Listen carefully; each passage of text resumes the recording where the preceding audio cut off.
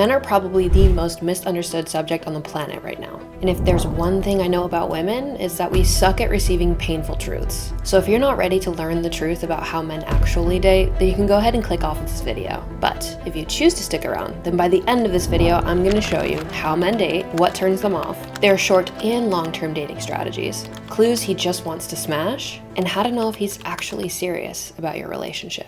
Starting off with how men actually date. Now, in order to make the math actually math here, we have to acknowledge that 1 + 1 does not equal 2 in a man's mind. The things that women look for in a partner are not the same things that men look for in a partner. Especially if you desire a man who's got some semblance of success, then listen to this because it's going to be important. The truth is, women have the matrix of men all misaligned with their hedonistic impulses and desires. And after having many of my own dumpster fire experiences in dating and working with dozens of men in the domain of relationships, I've learned a few things that are important to know. Women tend to look for men who will provide and protect for them in the long term. This is the essence of the feminine energy. But what you need to understand is, much like a thermometer, there's a certain threshold of this energy that will ebb and flow in both of the sexes. And relative to each person, the temperature gauge on each of these will differ. And I'm sure that you've heard on some level that opposites attract. This is true, but there's also an underlying similarity that amplifies the connection that two people can have. It's just not in an identical way. For example,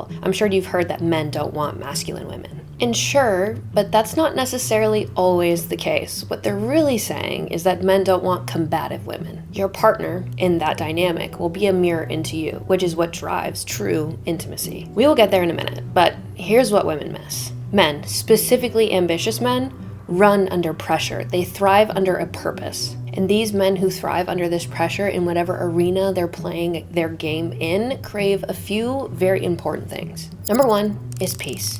Number 2, happiness. Number 3, joy. So let's break these down a little bit deeper. When it comes to peace, they want somebody who makes their life easier. Not from the sense of utility, but from the essence of being. Men are driven to do, perform, excel, succeed, and it's not a bad thing. And shaming a man for wanting to pursue this type of passion or potential purpose will not bring you closer to him. It's something that's wired into their brain, unless they've been brainwashed by society or entirely emasculated by their partner. So when they aren't in a game of conquering a goal, they don't want to come home and walk into World War III because he was 15 minutes late. They also need values and convictions. Men who have a lot going on don't enjoy wasting their time, but they will. There are layers of a woman that they're looking for when it comes to long-term dating, but that doesn't mean they won't spend their time stroking their ego or allowing you to do so. In these moments, they understand this is a means to an end. It's really important that as a woman, you understand that you set the standards that men will rise to. This is one of the major issues in the modern dating world, in the expansion of the internet, vanity, and pornography. Now, another thing that's really important to remember is that men want a woman who has something going on. They don't want codependency or complete vanilla. Now, this doesn't mean that she has to be overly ambitious and constantly conquering in the same way that he does, but more so having a means of some source of creativity and meaning in her life. Something that she can completely enjoy on her own. It's also important to note as a female that codependency drives a power dynamic in a relationship. Men do perform, on average, higher in certain domains in a relationship, but that doesn't mean that women in their essence don't have equally powerful roles to play in the contribution of building something that lasts. And not having a thing that is your own will drive you down a path that builds resentment over time. And this will blow up in divorce down the road, or infidelity, truly. Now hear me clearly when I say this part. Men want to lead, but in very specific places of the relationship, and they don't want to lead somebody who's completely incompetent. The areas he wants to lead are the perceived big decisions, because men want to feel powerful and they want to feel like they are kind of saving the damsel in distress. This is a feature of their being, not a bug. And as I'm sure you've heard before, with great power comes great responsibility, and some of these men will use that power for more narcissistic or Machiavellian purposes. This is where, as a woman, you need to have discernment over where he's going so that he doesn't drive you off the edge of a fucking cliff. It's also important to note that when women try to exercise a means of control over men, they will completely revolt. This is also why not understanding how to read men and challenge them appropriately can lead to a lot of adverse dynamics within the relationship container. And this can set you up for gaslighting, emotional manipulation, isolation, and ultimately emptiness. Again, I say this as somebody who has a hell of a history, aiming to see potential in fighting against reality. Now, moving to the next point, which may hit a trigger. I have to be direct, because once you accept this, you'll stop fighting against the history and why it didn't work out or what was wrong with you in the meantime of moving through a relationship that wasn't meant for you. While you think you're asking for respect from a man, the truth is, the problem is in your selection of the men that you date. You believe that you can get him to change, and the truth is, men don't change until they want to change. So when you get yourself into a position of only seeing the potential in fighting for this change, you'll start to project the things that you don't like about yourself onto him. And you think that by berating him, it's going to impose some type of change, but it's not. So if you want a man to stay and you think he has the character to build the life that you envision for yourself in this person, then the following things should come very easy. If they do not, he is not the right person for you. Now, this is what turns men off. Number 1, no nagging. Just take a moment to reverse these roles for a second. Can you imagine walking in the door to your home every single day with a person holding a gun to your head? Eventually, you just want them to pull the trigger and put you out of your own fucking misery. Instead of assuming the worst because he's late or you feel uncomfortable or there was some unleft topics of conversation that weren't fully discussed, table your assumptions and lead with curiosity. Whatever insecurities or frustrations that you experience are entirely valid, but being completely reactive as a consequence to those feelings is not helping you move closer together or find a point of clarity. And the end goal is to come closer together and find some semblance of stability versus continuing to go tit for tat because you're making assumptions about what they're doing or not doing. When it comes to communication, men value clarity and directness. This leads to them usually being a lot more upfront about their desires. They aren't intuitive like women are, so they aren't the best at picking up on subtle hints and clues that you drip behind. And this drives the narrative and the misunderstanding that if he wanted to, he would, when most of the time, he literally just doesn't know. Which leads me to point number 2. You're a bitch, I'm a bitch, we can all be bitches. Now let's move forward. The reason that I'm saying this is that we have to build the skill of awareness to know when that temperature gauge is getting a little too hot. And your awareness over when you get an attitude is going to help you not be defensive when he calls you out on that type of behavior. Because the truth is, men take the brunt of being called gaslighting assholes. And sure, sometimes they are, but oftentimes women run the same play, but the difference is in the compassion that is culturally acceptable to women versus men. And men certainly don't get the same level of grace that women do.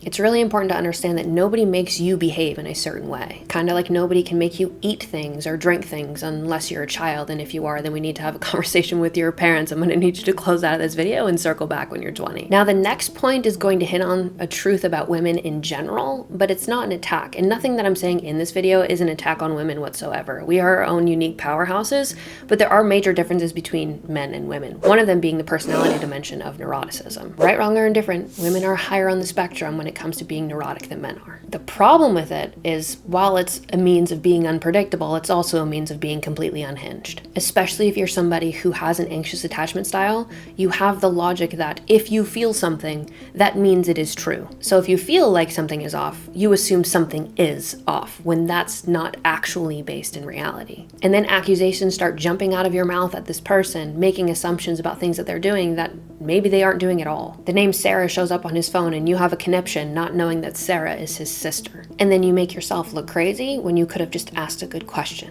Stop doing that. And I want to be super clear that like a little bit of crazy keeps them engaged, but fully unhinged is going to be a repellent. And that's not it.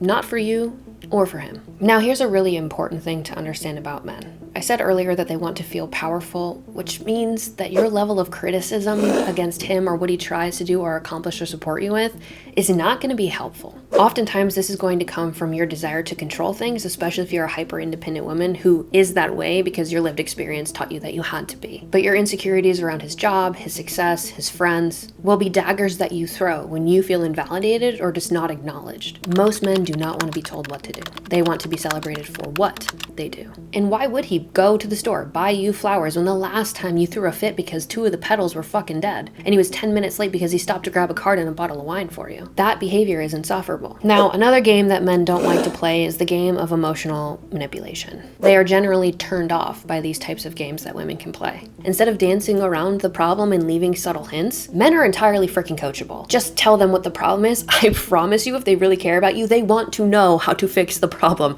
They want to know what you want, and they want to be able to give that that to you. However, women are significantly more attuned to mannerisms and little hints of behavior, whereas men are not. They literally are Neanderthals upstairs. It's super simple in their mind. If you're off or like throwing subtle hints or sighing or taking deep breaths and kind of stomping around the house, they're gonna be like, I don't know what's wrong with her, but I'm just gonna leave it alone. When truly inside, you're probably like, can he acknowledge that I'm here and I'm frustrated? Come give me a hug and like tell me everything's gonna be okay. But because he's not attuned to the essence of your being or the way that you present with those frustrations, it's not going to help him to help you if you can't communicate around that. Last but not least, in this domain, men really appreciate physical touch. And that's not always the love language of a female. I can say this transparently for myself. And what happens is because we try to love people the way that we want to be loved, it leads to a disconnect between the partners and their ability to actually cultivate deeper intimacy. So having awareness over what your love language is and being able to communicate that to them allows them to love you how you need to be loved, while also understanding that their love language is probably, for most men,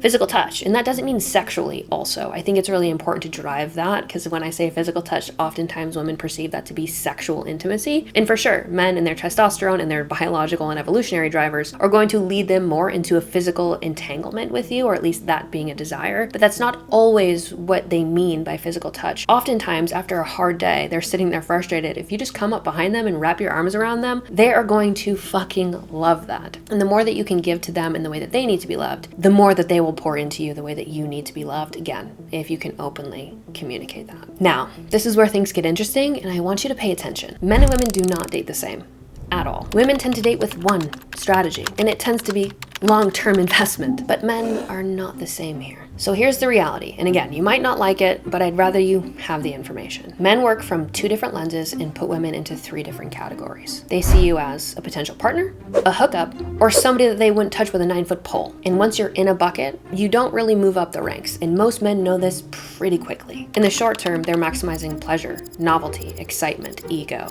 power, a means to an end. There's no serious emotional entanglement here. In the long term, they're emotionally invested in you. And for men, when they fall in love, it's really cute, because they love differently. When women fall in love, we're like enamored and excited and just like, yes, this is the best feeling ever.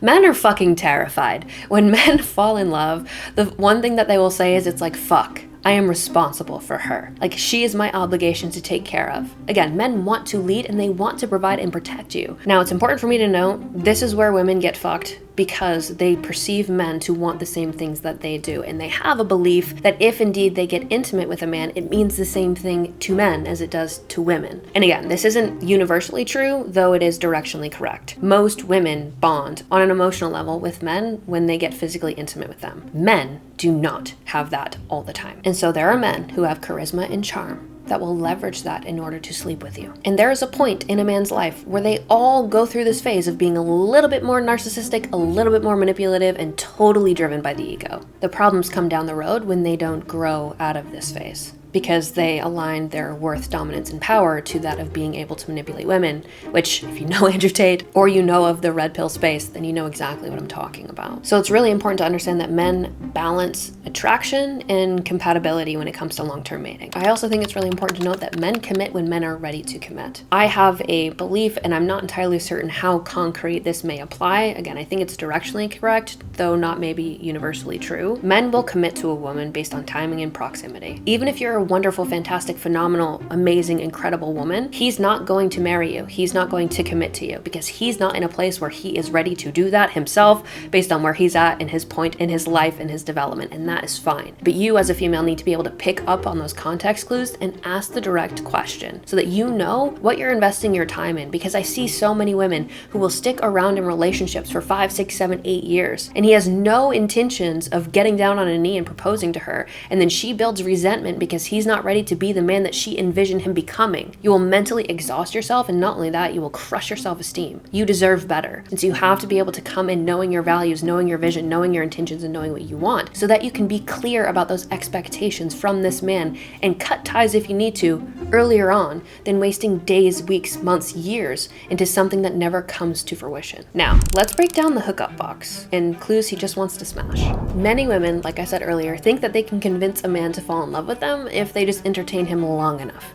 But that is not true. If the first time that you meet him, or in the context of the conversations that you have, it's really focused on your physical attributes, that is a sign that he is lusting over you. He's not asking about what you think, how you feel, where your values are, how your day was. Unless it's sexual, he'll probably ask that question. But if it's only focused on the sexual elements of you or the physical attributes of your being, that is a red flag that he's not looking for anything serious. He's also going to be much more reserved when it comes to opening up about how he feels, what he thinks, or being intimate or vulnerable with you whatsoever. Another sign that he's really not focused on something long-term is he doesn't really make long-term plans. Now, this is really important to discern. When it comes to narcissists, they tend to future fake a lot, and they understand it's because a woman wants predictability, stability, and security in a long-term mating strategy. And so they will present the things that you've shared with them, and they will probably ask you about what you want, and then throw it into you, so they mirror into you your desires to keep you hooked. Again, different personality dimensions will engage with you a bit differently, but I wanted to point out some of the narcissistic trends, especially now in current modern culture with dating. It seems that they are more and more prevalent. But most men who don't have serious intentions are not going to be talking about anything serious in the future with you from the jump. Another sign that he's not serious about anything with you long term is that he's not consistent in his communication with you. If there are days where he doesn't text you back, he's really lackadaisical with your communication styles, except for like past 10 p.m. on a Friday night. He's not serious about you. Communication will be more consistent if he's truly seeking intimacy with you versus lusting over you and wanting physical interactions with you. Now, one thing to also note is if you try to gauge his level of intimacy with you or his intentions and you share something emotional, or you ask him questions about his emotional experience, if he puts in a fourth wall and completely becomes avoidant, he doesn't feel comfortable going there with you, likely because he's trying to prevent you from experiencing the hurt or removing you as somebody that he can get with from that dimension, if he tells you that he's really not that connected to you at all. So he'll likely change the conversation when you try to ask him about the emotional depth of his emotions for you or the dynamic of your relationship together. And being aware of this behavior can help you acknowledge and discern the motives behind his behavior. Last but not least, clues that he wants to smash is he's very adamant very early about being physically intimate with you. And the dates that you have may end very quickly the moment that you guys do get intimate. And there's often little to no effort to maintain that once they've gotten it. Remember that women are not cars, they are not things to be purchased, they are not something that you just test drive and then leave because you didn't want to buy. However, women tend to set themselves up for these experiences, which makes them resentful over time. And men, especially coercive men, will put a lot of pressure on you to move the relationship to that point faster, especially if you're not ready. Respect yourself and hold your ground, because the right man will be patient for you to get to that place where you feel safety and you feel comfort and you're ready to move the relationship to that level with that person. Which brings me to the last point, which is, how do you know if he's fucking serious? I think one of the biggest signs that a man actually cares about you is he will make time, especially, again, going back to the preface of if he's successful, if he's ambitious, if he's achievement driven, and he's creating space and time in his day-to-day to talk to you, that is a really big sign that he actually sees something with you and he's put you in that bucket of somebody that he could build something with long term. The other thing is he will be consistent. Men who want a woman, and I mean really want her, are going to show up consistently. They aren't going to play games. They aren't going to be hot and cold. They aren't going to stonewall you. If he wants you, he will tell you. Men who are manipulative will lie to your fucking face and do that with charisma. There will also be, and this is really important, a genuine interest in you, your emotions, your values, your feelings, your experiences, how they can support you, what they can improve upon, and they genuinely want to know that. So this is how you understand men and what they really want, how they go about dating, and how they see it differently. And if you're interested in learning about the female experience and going through some of the beauty standards and pressures around body dysmorphia and how that can manifest, and also how you can break through that, then click this video and I'll see you there. And if not, fuck off. Bye.